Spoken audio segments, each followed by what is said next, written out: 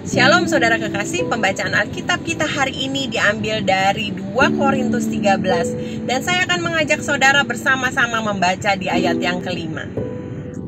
Ujilah dirimu sendiri, apakah kamu tetap tegak di dalam iman? Selidikilah dirimu, apakah kamu tidak yakin akan dirimu bahwa Kristus Yesus ada di dalam diri kamu? Sebab jika tidak demikian, kamu tidak tahan uji. Nah saudara, ini adalah surat dari Rasul Paulus kepada jemaat di Korintus yang menegur betapa pentingnya kesatuan di antara mereka.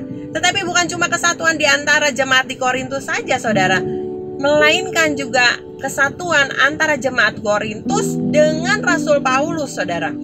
Karena mulai ada konflik di tengah-tengah mereka ketika jemaat di Korintus mereka mengikuti pengajaran rasul-rasul yang lain, yang pengajarannya menyimpang dari Injil keselamatan yang Yesus Kristus saudara.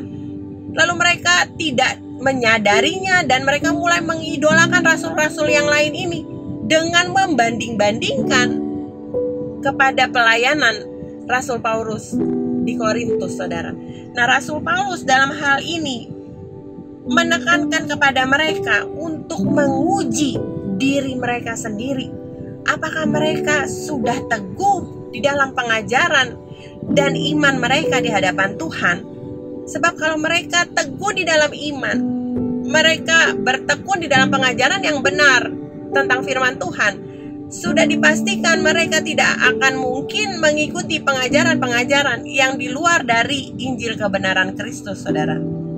Nah saudara, dari ayat ini kita bisa melihat bahwa kita seharusnya lebih memprioritaskan untuk menyelidiki diri kita sendiri. Itu yang penting ketimbang kita menilai orang lain saudara.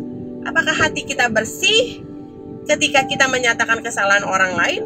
Apakah ada dasar kebenaran firman Tuhan di sana ketika kita menilai orang lain? Dan yang terpenting, ketika kita menilai atau menyatakan kelemahan orang, prinsipnya adalah untuk membangun sesama tubuh Kristus saudara.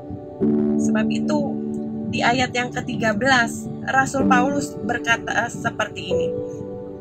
Di ayat 11 saudara, usahakanlah dirimu supaya sempurna dan sehati sepikirlah kamu dan hidup damai sejahtera. Ketika ada kebenaran firman Tuhan di dalam hati kita, hidup kita penuh dengan kasih, hidup kita ada damai sejahtera. Tuhan Yesus memberkati.